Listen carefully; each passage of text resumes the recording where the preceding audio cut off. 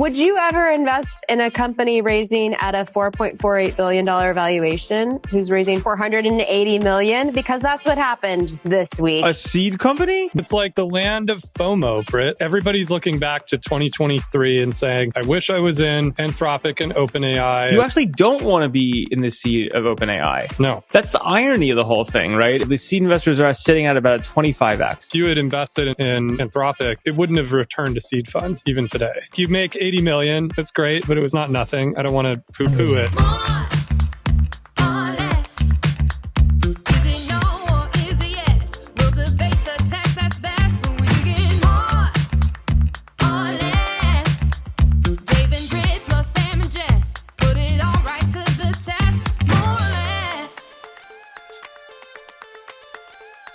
Welcome back to another episode of More or Less. This is Britt Morin, your host for the week, because... That's not Jess. Yeah, Jess is in Davos with all the fancy people, and all of us VCs who don't run media companies are here. Jess went to Davos to do her solo version of More or Less with like Andy Jassy and like left the riffraff behind in California. Hey, we're clearly the more entertaining riffraff. Just saying. Did she get blocked from the USA House like everybody else from California? I don't know. Did that happen? I guess Gavin Newsom got blocked to go into the America House. Well, does he have a California house? Is this like the Olympics? There are different houses at Davos you go into? I think we should have a California house probably at Look, Davos. my sense, I haven't gotten to speak to Jessica much in the week because she's very busy in Davos. But I think my guess is that she'll come back and say that she went in a little skeptical, but it turns out that like these are her people. Like it turns out that like it's like she's a total celebrity in the context of Davos. And people stop her in the streets and she gets all the interviews she wants. I think she's in like hog heaven. Well, she did say she's run into a lot of pod listeners on the streets in Davos. So hello, all you pod listeners in Davos. It's probably the highest concentration of pod listeners if you just think about the profile, right? Because it's people who like go to Davos who want a insidery, like snarky read on Silicon Valley from the outside. I feel like that's probably our demo, right? Because like totally. We insult too much of the core tech audience for them to like us, right? Like, or maybe they listen, but they would never admit it because it's like we're just too insulting. But then like, at least I am, but then like the Davos people are like, love this shit. Sam, we should go to Davos and just go skiing and not go to the conference. Be the only people on the chairlift. I don't think it's that good though. I think we ski in better places. That's fair. Is the problem. It's like, I think it does seem like there's like a lot of media people this year in Davos, like and sort of influencer people. Like Dr. Becky is there, I've noticed, who's like the #1 parenting influencer. Steve Bartlett is there. Ooh, I like Steve Bartlett. Jess is like, I just moderated a panel with Steve Bartlett. And it turns out you guys invested in him. I'm like, yeah, yes. That's news. We invested in Dr. Becky so that we both have creators we invested in there. Sam, do you have a founder working behind you during the podcast? Yeah, that's Jack. Oh, it's Jack. Oh, yeah. Hey, Jack. Jack made a terrible career decision, which is to move to New York. I don't understand that. I understand it's a life decision, but now he came to visit to keep his job before he goes back to New York. I did just convince New York GP to not move to Silicon Valley and stay in New York. Why? Why would you? Because just to keep the competition out? I mean, like, this is like the moment San Francisco is like the place to be. But I don't know. New York still has its place, right? I love New York. Well, it's definitely like more fashionable. Yeah, the New York's got a pulse on culture. I don't know. Maybe I'm just watching too much of the new season of Industry, and I'm inspired by New York and London again. I will say, I've only watched the first episode of it, and I have seen the other season. It is pretty gnarly. It's just dark, right? So it's like, it's not. I actually watched that show, and I'm like, is this the cultural zeitgeist? Because it kind of feels like it is, but the net of the show is everyone's awful and lying and cheating. Like, that's kind of the message of the show. It's like the finance people, the tech, like everyone is just lying and cheating and terrible. And you're like, it's really bad. It's like, if that's what the youth are watching and believing, is a dark world out there. I think they're watching that and anything that's a crime series or a reality love romance show like Love Island and these things. There's some hockey player gay thing. Heated rivalry. Yeah, that's heated rivalry. The gay hockey player thing. I started it last night. Dave, and you made me turn it off. Okay, we're going to skip through we're going to get to pop culture corner at the end of this episode. We've got more important things to talk about. There's some new announcements, you guys, from Apple. There's some interesting news from OpenAI. What's news from Apple? And we have more companies raising seed rounds at multi-billion-dollar valuations. Very exciting. To prove that we are not yet out of the AI you guys bubble. do this part of the pod. I'm going to do some email. Let me know when we get to things that actually are interesting. Well, Sam, would you ever invest in a company raising at a $4.48 billion valuation? A seed company? $480 million? Because that's what happened this week. But I recently was doing some analysis of what we've really made money on. And it was actually for the Midas seed investor list, which I call it's like the junior varsity. It's the all-American junior varsity capitalism team. I've been on this list. It's like the 25 top seed investors. I was like, should I submit for this again? Do I care? It is kind of funny. I've just never submitted for it. I don't even know how I ended up. I think I ended up on like a Solana. They just put me on or whatever. It's like, fine. But it was funny. I was like doing the analysis, and it turned out that like basically all the things that we've ever made serious money on, even ones I had forgotten were this, are like under 10 pre. Yep. But that was like in a different vintage, Sam. That's not in today's world. I don't know. I'm not convinced. Look, I've in the last few weeks done 2 deals where I bought 10% of a company for $250,000 each time. Because they're like interesting, really weird ideas that I helped incept, and like I don't need to own the whole thing, and I'm not going to work on it. But if the entrepreneur is going to run with it, and they're interesting, so like I'm just not. I don't know. Like I understand. Like look, I obviously have invested in things at more than like a 10 posts, and like will continue to when it makes sense and it all lines up. But like I don't know. I just don't really buy that these are money makers, right? I think if you're trying to like demonstrate access, or if you're like not sure where to put the seed money, and like there's the great story of our friends who had a seed fund. They pitched a seed fund to investors and then turned around and immediately put the entire thing into Stripe at a pretty good price. And like they'll make a bunch of money on it because it's like 1 in N companies, but they also like had a really hard time raising their next seed fund because it's not what you're supposed to do. It's like not what you're getting paid by managers to do. So I'm like, as a seed fund, I'm not that into it. So what's your idea, Sam, of a seed round that is too large for slow right now or too high of a valuation? Do you have bands on that, or is it? For like a real proper seed round, I mean, like, look, we're very transparent about what we do, right? Which is we spend $1 to $3 million and we want to own 10% of things. That's it. Like, it's quite simple. Like, yeah. Okay. I would call that like straight up the fairway of what's happening in seed right now. But then we're seeing all this crazy stuff, whether it's $100 million valuation or this Humans and company that raised at a $4.5 billion valuation. Like people are raising at all kinds of numbers. Yeah, because it's like the land of FOMO, Britt. Like everybody's looking back to 2023 and saying, I wish I was in Anthropic and OpenAI and blah, blah, blah. Dear God, I must do something to get this, to get some of this, right? Like that's what's going on. The funny thing I'll keep reminding people of, because it's just so funny, is like you actually don't want to be in the seat of OpenAI. No. That's the irony of the whole thing, right? Is that like even at these ridiculous prices, because of how that all got renegotiated, again, I could be wrong and someone correct me if I am. The internet loves that. But like if you look at the math on it, I believe that the answer still holds that the seed investors are sitting at about a 25x. That's not a terrible investment. That's not a firm returner for a seed fund. It's like, So the answer is you don't even... I actually ran the math, Sam. Yeah, I did at 1.2. I just haven't recently.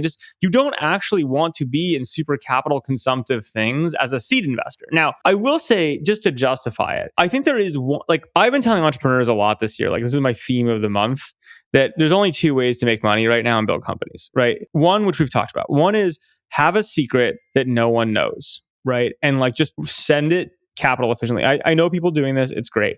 The other is own the narrative. And the only justification you could give, right, is like for something that everyone agrees, right, is good or is a good idea. And it's just a matter of, can you be the company that quote unquote owns the narrative and gets cheaper acquisition for customers? And there's an argument that if it's very capital consumptive to do that, you might need a lot more capital to own a narrative than you would to like go from a series seed to your million in ARR to get your series A in the oil world. So like you can kind of squint and make it justify. I just don't think it's going to work out very well for most people. Dave, what were you going to add on to that? No, it definitely won't. I mean, I ran the numbers. If you had invested in 2023 in Anthropic, if you had taken like a core seed check, for example, like $1 million, like exactly what we're talking about, it wouldn't have returned to seed fund even today. It still would have been a good investment. I mean, it's fine. Like you make 80 million. That's great. Like it's not nothing. I don't want to poo-poo it. An 80x in 3 years liquid is not bad. It's actually better than the OpenAI outcome, right? By a lot, right? Yeah. I will say I had a funny realization, which is I was talking to an old associate of mine who used to work at Slow, who kind of with me. And it was really funny. I was recalling the fact that just a few years ago, he had messaged me and he had like 2 job offers, one in Anthropic and one somewhere else with a comp package associated with all of them. And in the classic, Sam does get things massively wrong at one point. He was like, where should I go? I was like, you should probably go to Anthropic because like, I just think there's really high quality people and you'll learn a lot there. It seems like a good career move for you. It's like one of those types of things. But like, I have no idea what it's worth and who knows if it's the better comp package and like blah, blah, blah, blah, blah. But like, I haven't actually run the numbers, but I think that person's done extremely well on their equity. So good for them.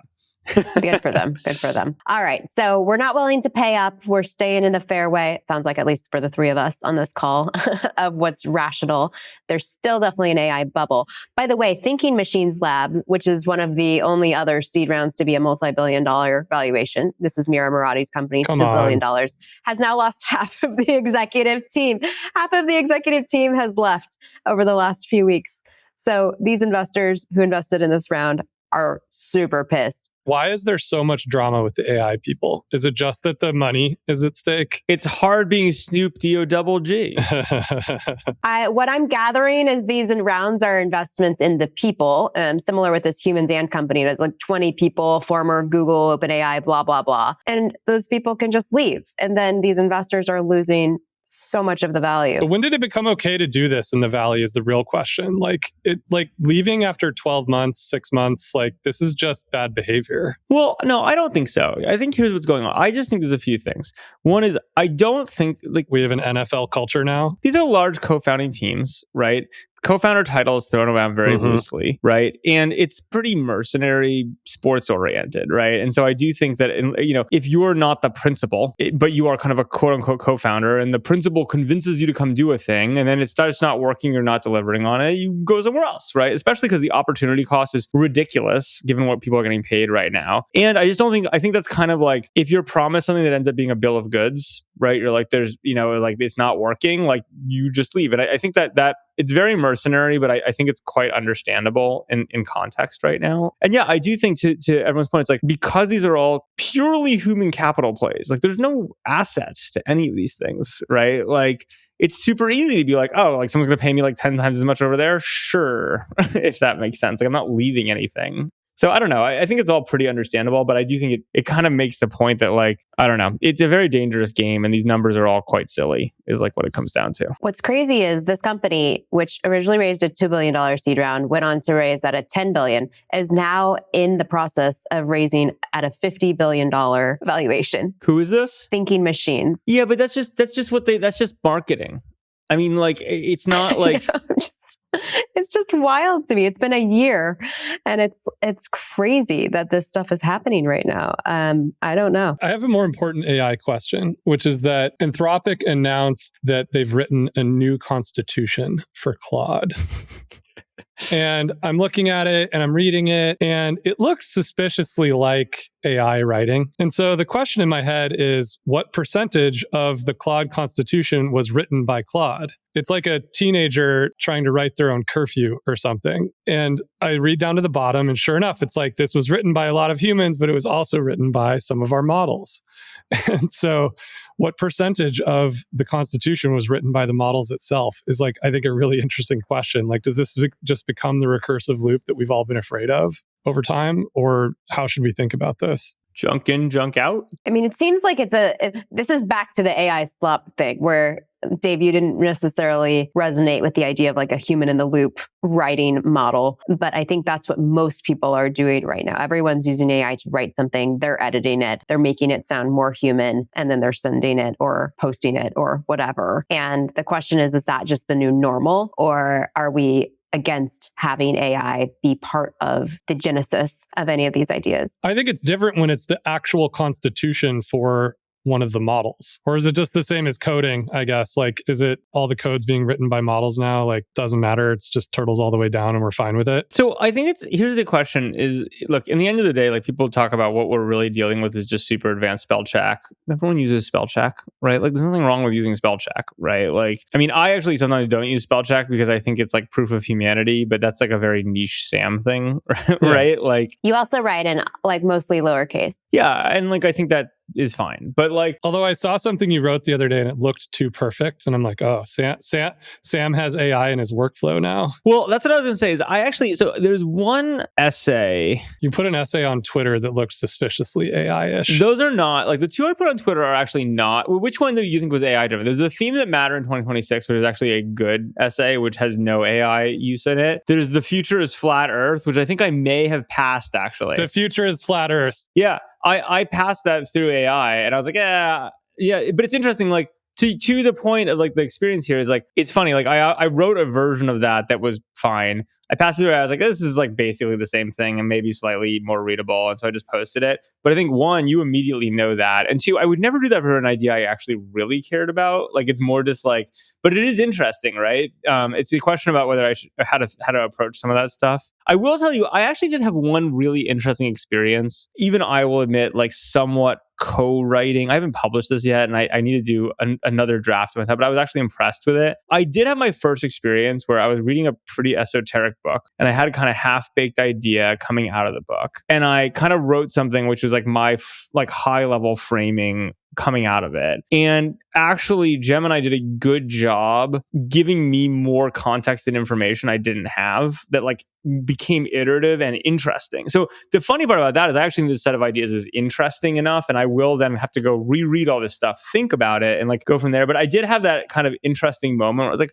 like this is a good example of not pure slop. This actually gave me shortcuts to a bunch of other thinking I didn't know and makes sense, right? Now, is it all true or just what I wanted to hear? Who knows? But like, it's interesting. Right. I think it advances your thinking more than anything. In this case, it was my first experience. And the reason is it's almost like if you think about all this stuff is like, if the future is basically what matters is the question, not the answer. Very Hitchhiker's Guide to the Galaxy, right? Like it's how you ask the question that matters, the answer. And like, that's the human thing is like, you have to become the best questioner in the world. Mm-hmm. And then you're like, okay, well, how unique are your questions, right? Becomes this interesting thing. And it's like, if you read weirder shit or connect problems differently, you almost end up with these secret weird incantations that feel more unique and yield then, if you prompt correctly, more interesting outcomes, which you can then kind of... So it was my first glimpse in a while, because I'm obviously very cynical about 99.999% of this stuff, but I was like, oh,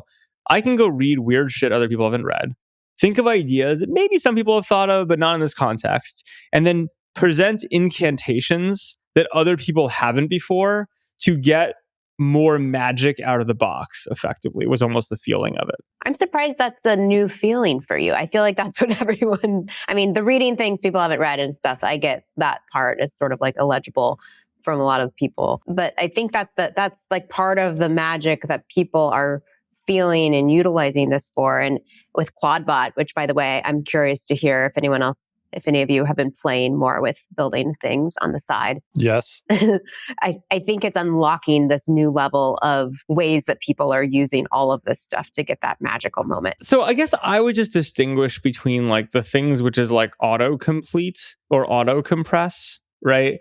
Which is what I see most people using in it. Like ClawdBot is mostly autocomplete, auto-compress. It's like, it's not... Yeah, it's first order. It's fine. And like, it is efficient. Like, it means I don't have to hire engineers for X, Y. Like there's like, but it's not like, it doesn't change how you look at things, right? Like the unique experience I had here, which I just haven't had before, maybe other people do, is being like, oh shit, that's like, if I incant properly with weird enough other ideas, it will actually give me back other ideas that are interesting and require. I think the first time I've actually thought to myself, like, oh, I need to like go now reread more carefully this thread as opposed to be like, yeah, this is fine. Like is kind of the way I look at it. I like this. I was watching the interview that Ben Affleck and Matt Damon did on Joe Rogan about the movie industry. And they were talking about how the models are not good at storytelling, largely because they regress to the mean, right? Like the math of these models is to compress, like you're saying, right? And so you're sort of compressing a lot into the mean. And so to get it to do what you're talking about, which is like incant in a weird direction or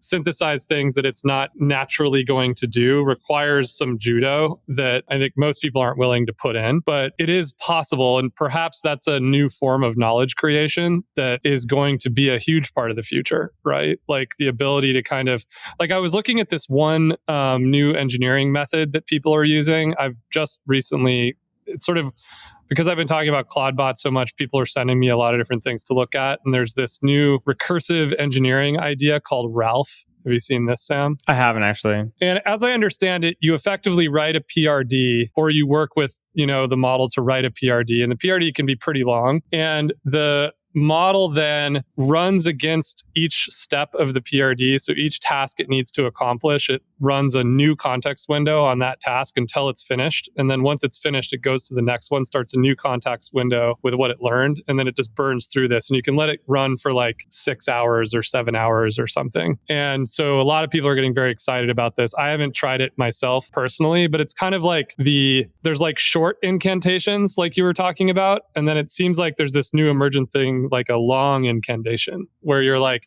I'm going to long incant like for 7 hours. Or I saw Cursor or something did like a 7-day build of an entire web browser.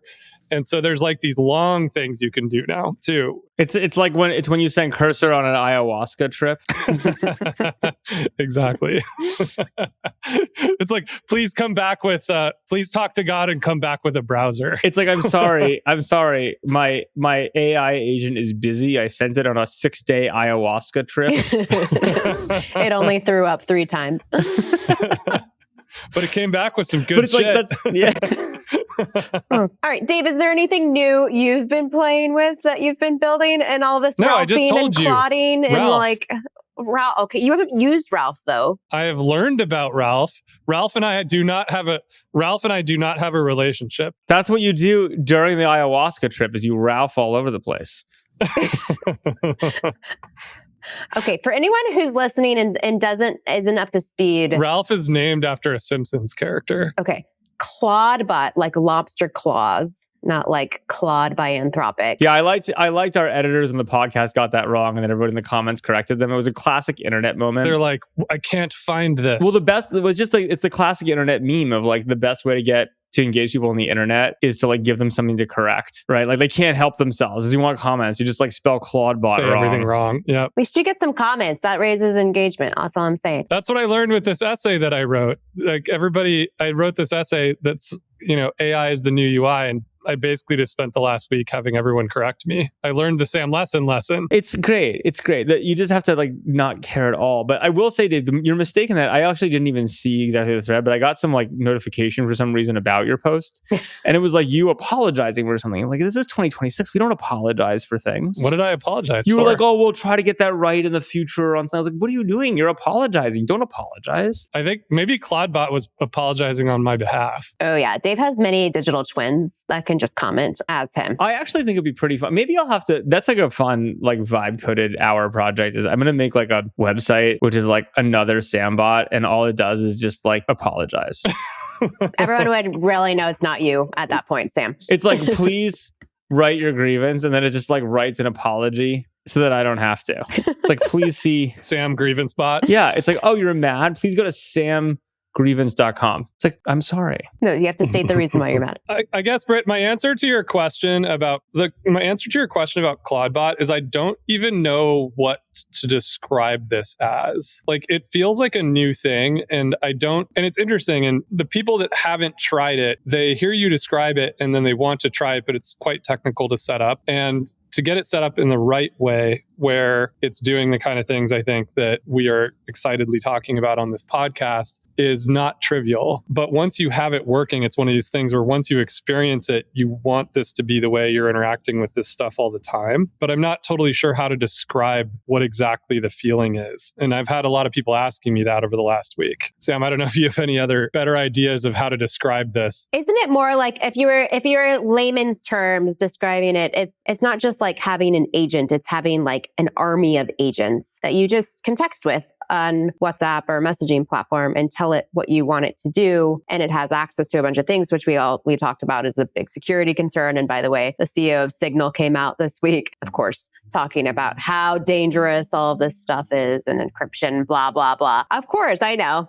But it is the like hypey thing right now happening at the inner circle of Silicon Valley thinkers. So I think it's important that people know about it. It's super dangerous. There's no question. He's not, yeah. I think that agents and agentic is a misnomer. I don't think that it's the right way to describe what these things are. And I actually think that's one of the reasons why it's so hard to describe what it is. Like, it's not what everyone's talking about. There's like 100 essays per week right now about agentic this, agent that, agent blah, blah, blah, blah, blah, blah, blah. It's like all that anybody's talking about. And it's not what this thing is. It's like you're giving, I don't even know, it's like computer version of AI, or like, it's like personal AI or something like that, where you have this ability to interact with your entire computer using it. That's why, Sam, your first reaction to it was this security question. But the trade-off is great power, right? And I think that's what's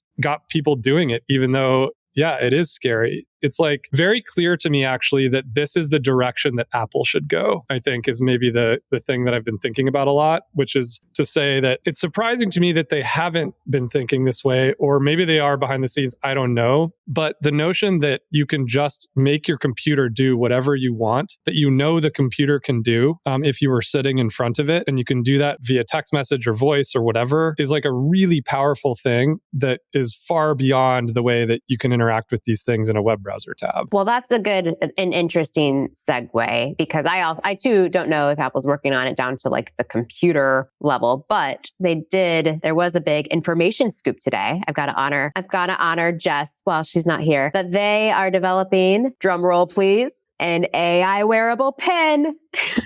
What? It's our favorite topic. And by the way, if we go back to our 2026 predictions, which of the four of us on More or Less said we would all be wearing a wearable thing in the next year? That was me. Okay, so... Yeah, but Britt, you've got one key problem, which is we're not going to be. Yeah, exactly. Well, we're developing them. Nobody wants a wearable pin. 20 million units at launch, you guys. It features 2 cameras, a speaker, microphones, and wireless charging. It is about the size of an AirTag. They're trying, to advance this very quickly to compete more effectively with OpenAI and Meta and tie it into the AI assistant and smart glasses markets, blah, blah, blah. I'm confused. And, this is becoming a thing. Look, the market already rejected this. Why are we doing it again? I don't think they did. I think this is where everyone's going. I think, if I'm guessing, the strategy meetings at the top are saying, like, gone are the days of these phones with glass on them. We will therefore have a wearable circular device that's recording everything we're doing, both visually and via audio, in our days that we can talk to. Probably some AirPods or something in our ears and something in our eyes. And we will be like fully transformed into digital humans because of this. I don't know. Agree? Disagree? Are the phones dead? Are we all going to be using wearables and glasses? I think the phone format is getting tired, but it's also, I don't think, going anywhere. And I think that there's no new information here. Like, people have been having these... I disagree. I think we're going to have one of these in our... Do you think there's something new here? Yeah. What's new? Well, the fact that, it's not new, but Apple doing it is new. I don't know, Britt. Like, it's just taking the watch form factor and putting it in another form factor. It's a pocket watch. No, but it's an always on pen. It's listening. It's able to talk to you. It has cameras. it's different than a watch in that regard. And I truly believe that they're looking at this as like, what is the thing after phones? And is it like a wearable and something on your eyes and maybe your ears? I have a totally different take on this stuff, which is that, Britt, you'll remember this, but when we first started Offline Ventures, one of our first pitch decks, we talked about this idea that we're at a Cambrian moment in computing, and that the amount of compute that is surrounding all of us, whether that's the phone the phone in your pocket or the AirPods in your ears or the watch on your wrist, there's like more power in a single AirPod than the entire Apollo mission. And that it's like we've assembled an orchestra of compute, but nobody's written a symphony. And the thing that ClawdBot has taught me over the last couple of weeks, 3 weeks, 4 weeks, however long this has been, is that, you can now reverse engineer basically anything that has compute that's around you, whether it's the Samsung frame on your wall or the mural frames that are showing the photos or my tonal or these old computers behind me. Like, you can very easily now just like tie together APIs, put together, it's so interesting to me that you can just reverse engineer an API for something that doesn't have one. You can talk to any API on the internet really, really easily. You can pull it all together super fast into a totally new interface to do something fun. I made a bunch of just fun things this weekend that would have taken me forever before, but it was just like great fun to just put together a bunch of things. And so is it actually that like individual hardware devices don't matter that much anymore? You can kind of create these like more like symphony experiences across all of this stuff, and even just old stuff that exists. Like watching our oldest son, Ansel, he has been really inspired by Claude Code, and he started building his own Nintendo games. And we got this little cartridge that's like an 8-bit cartridge. You can get them off Amazon that has an SD card in it. And then you can create your own games and load them into your Game Boy. And so I got him one of those new mod retro Game Boys that Palmer Luckey created, which are awesome. They are great. Big fan. Now our kids are making their own games for it, right? Like that's just wild. And so is that actually the new thing that's going on? Is it doesn't really matter what the hardware is anymore. It doesn't matter if Johnny Ive and OpenAI make something fantastical and new with another PCB in it, right? That talks to some APIs. It's like you can do that to anything now. And, that's pretty awesome. And that's a new thing going on. I will say, let me riff on that for a second. A few thoughts. One is we've lived in this era right now for a long time of effectively with SaaS, like you buy a piece of you buy usage of a service within a set of parameters, which you don't control and can be changed any way you want in the future. It can be deprecated, whatever. You own nothing, right? Like you're just like paying a subscription. If you're lucky, they're listening to you. The world with shrink wrap software used to be, right? Like closer to you just bought the thing and it's yours, right? There's open source, which is like you literally can just do whatever you want with it. And I think in some ways, what maybe was happening a little bit is if you believe the ClawdBot, whatever future where everything can be scripted and built on top of it, remixed, and everything becomes open and there are no private APIs anymore, you kind of have to move into a world where like you think about anything you're buying as an asset that you can do whatever you want with. Like a return to shrink wrap. Even like a step beyond that, which is it's like a return to shrink wrap where like nothing is closed source, if that makes sense. You know what I mean? Like you're just buying like a resource or an asset and then you do whatever you want with it. And like it's actually interesting because if you think about the move for the last many years has been the opposite. Like John Deere, for instance, like people got really mad because they were doing stuff like, we're giving you a tractor we're selling you, but we're locking it down so much and all the pieces around it, you can't do anything but come back to us for service. So we'll basically give you the hardware for free and then you pay us and we control your usage of it. Right. And if you believe the ClawdBot... Wasn't that the same thing that happened with Monsanto and farms? Like they had seeds with certain genetics that you couldn't replicate? Yeah. The whole way to make money, right, was like you give people capabilities and you rent them to them. And you give away the hardware. Like it doesn't matter. You give away the capabilities and you're just locking people into your ecosystem.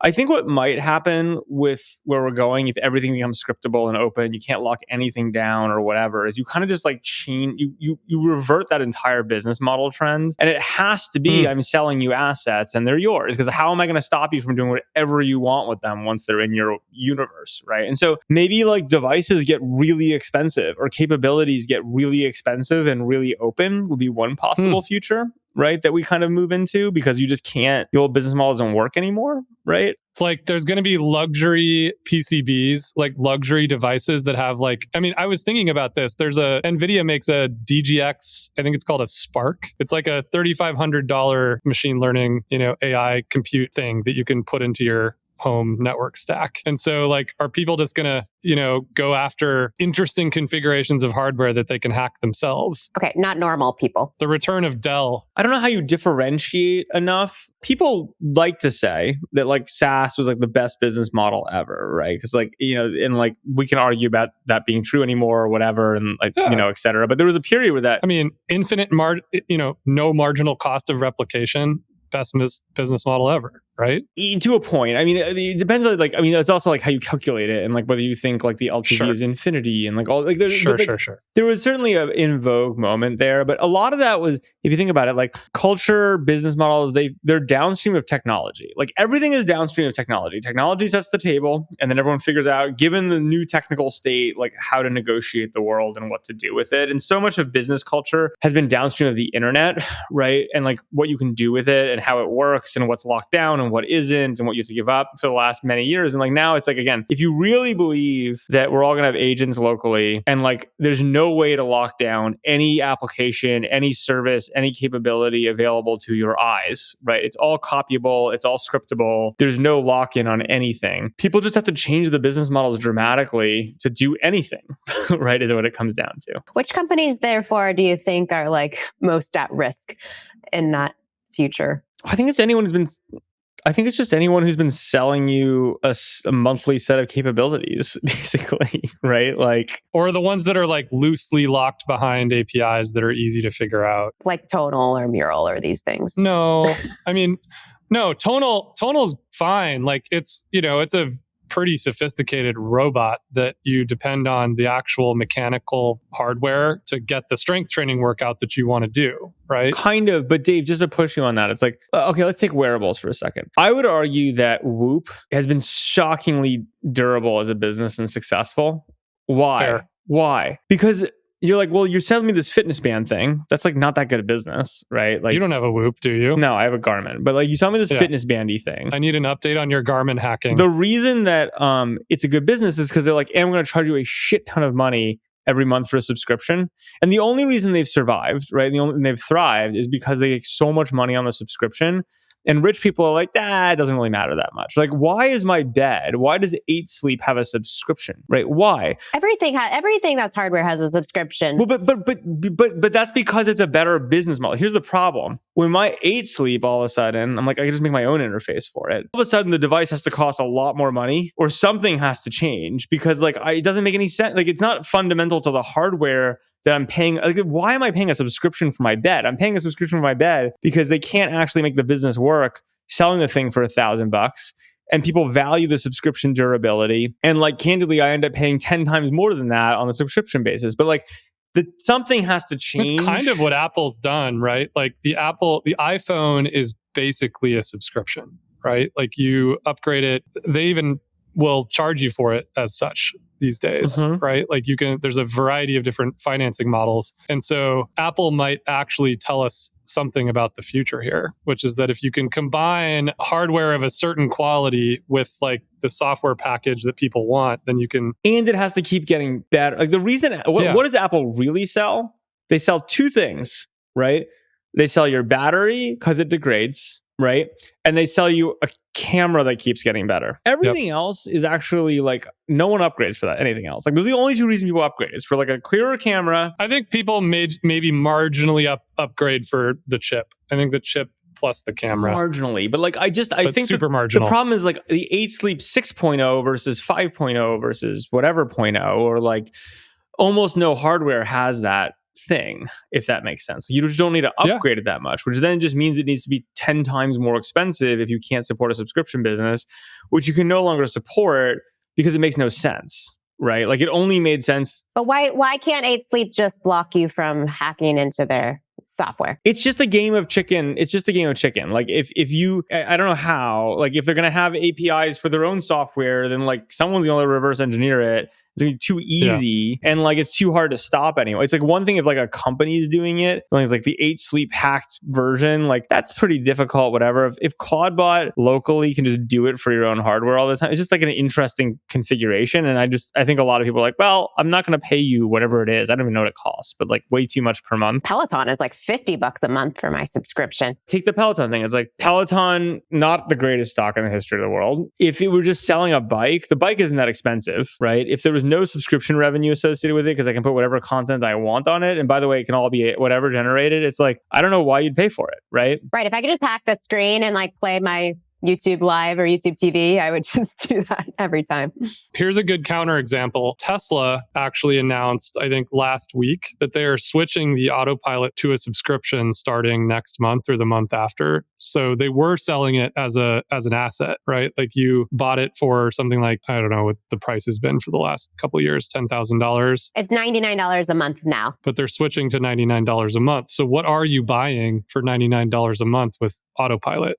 You're basically buying the research stream, right? That like the data being produced by 1 million miles a day being driven, plus the inference research is going to, continue getting better. Like that's basically what you're buying. Well, no, what you're buying is Elon probably realized he doesn't need the cash anymore up front or can finance it otherwise, right? And it's strictly a better business model to like charge people continuously than charge them once. But it's the opposite direction of what you're suggesting. Yeah. I agree. I do wonder though, like, I guess I'm looking at it as a counterfactual, like what businesses can go that direction, not the other direction. The thing there is like if someone came out with a competitive model that could run on the Tesla, right? Like then that would be a problem. I think the problem is I think Tesla will play that game. And like I think people on the margin, it's interesting. I feel like with driving, what you're really buying is I'm not going to die insurance. Yeah, safety. Right? Yeah. That's what I mean by research. Like you're buying that like the research is getting better and therefore you're buying that you're not going to die at a higher rate than the person next to you. Just the same rate. But it will be funny. It's like all right. I want to we only have a little bit left, but I would be remiss not to talk about the thing Jess begged us to talk about. I don't know why. Which is what? Sauna bros. Sauna bros. Oh, is this the like awful New York Times article? Correct. Oh God. There's a New York Times article that was published in the last week that is titled "The Europeans Have Some Notes About American Sauna Culture. Don't get them started on the bathing suits or the dancing." TLDR, this article is saying we're a bunch of Puritan prudes. Oh, well, A, we're prudes, but B, we're like just trying to use the sauna to like hack our way to wellness, and like we're measuring our heat and our time, and we're doing all this like Brian Johnson stuff about our sauna instead of just like relaxing in the sauna like we used to do at bathhouses and having leisure time. And so the Europeans are concerned about us and they're baffled by our behavior and worried that we're like warping this millennia old tradition of saunaing. And they're specifically calling out the sauna bros in this article. Are they calling it cultural appropriation? Because that would be great. Perhaps. It's like, because I appropriate the shit out of your sauna culture. Why does the New York Times want to moralize and shame Americans for doing the most healthy thing you can possibly do for your cardiovascular, mental, and metabolic health? That's like the real question. Because the reporters hate fun and capitalism. I think the point of what they're saying is we're overthinking it, though. No, but of course Americans are going to be individualist about it and, compete about it and try to be the best at it. That's what we do. But like people have been trying to popularize sauna for like, I don't know, 50 years in America. And it's finally happening thanks to like Andrew Huberman and Brian Johnson getting the actual word out there scientifically of how healthy it is. And it's like, who cares? It's like, why does the New York Times want to do this? Because we're fucking talking about it. It's like, that's why. It's like, come on, you know this. I know. So is this just the New York Times being the New York Times, or is this like anything that anyone should care about? They're just so down on everything lately. I don't know. I used to be an avid New York Times reader, and it's just like, this stuff bothers me. What did you want them to write? Like, saunas are awesome? Yeah. Like, how exciting is this? This thing that's extremely good for your health is like spreading across America. More people should try it. Someone should write, you know what they should do to be a really fun article? They should calculate the energy cost of Sauna Bro and then complain about it. Like the Sauna Bros are melting the planet. Ooh. Sam, you should make some Sauna Bro swag. I feel like you could get a lot of guys in your fan club and maybe some girls too. That could be cool. Do you have any new t-shirts this week, by the way, Sam? Any new things to show us underneath I actually that? do. You know what I have for you? What happened to that t-shirt you were going to show last week? I don't think it happened. I don't think you ever unveiled. I forgot to show it. I was wearing this. This is my shirt for next year's WTF conference, my wife's Women in Tech and Finance conference. I'm going to show it to you. You can tell me what you think. Are we going to protest? Look at this. Can you see it? No queens. What Sam is holding up is a t-shirt that was clearly made by AI that says "No queens, down with the matriarchy," and it's a bunch of mostly dudes, but I see one sort of. It seems like there's a woman in front there. It says, you forgot the most important, equality for all, and we're going to wear it outside the WTF conference. All right, the men who are not allowed. Sam and Dave would like to banish women-only conferences. Well, or have men-only conferences. Either is fine. We already have those. Yeah. It's Equality called for all. Sauna Bros. Sauna Bros. Every trip that the guys all do together where it's only bros. We always invite the women. The women don't come. You just don't title it a conference. I don't know if you always invite the women. Let's be fair. We do. What are you talking about? You two are better than others, but there are definitely bro events where women do not get invited. Oh, God. We're not back to this again. I don't know why the women don't want to come learn how to shoot long-range sniper rifles. Like I do. I invite. Great. Actually really I have a trip love coming that. up. I'm really good at shooting. But have you done 1,000-meter shots? Because that's what we're working on. Come on, Sam. Let's go. I've shot rifles and pistols. No, this is different. We're learning long-range 1,000-meter shooting. I don't really understand what it means, but I'm in, and I like Montana, and we go there. So great. I'll send you the link. That's the next boys trip that you're more than welcome to come on. Am I the only girl that's coming? Yeah. Well, right now it's just you and me. I want to go. Great. I'll send you the link. Maybe we should get our spouses involved. Especially if it's in Montana. These engineers have invented a new gun that can shoot 1,000 meters out of the box. It sounds awesome. So we're going to go check it out. That's fun. This is just the type of stuff, too, that I think we should be doing with our networking and our time and not like these conference dinner things and boring events that everyone else is hosting. So let's do that. I'm in. Okay. Anything else on everyone's radar going on in the world right now? Apparently we aren't tariffing Greenland anymore, doing any weird stuff to Europe. 49ers I'm so lost. sad. Are you guys going to the Super Bowl? No. I don't think so. Not now that the 49ers aren't. I mean, I don't know. I'm going. I figure I'm never going to travel anywhere for the Super Bowl. You aren't even a football person, Sam. Do you know how football is played? No, but it's like so close. It's like, do you know what the rules are? Yeah, you hit the man and you put them down. It's just violent chess. No, I will say, I actually read recently. No, I didn't read. Let's not be too serious. On an airplane, this is the opposite of reading. I watched, I'm forgetting where my media comes from, the Jim Thorpe documentary, or one of them. What a guy. Amazing. But like one of the most fascinating facts from it was in like the 1920s when he was playing collegiate football, wild era, like people love football. It was all about college football. Here's a fun fact for you. The year he started playing college football, how many college kids do you think died playing regulated college football in 1 year? What year was that? It was like 1920 something. Oh, died? 10. 22.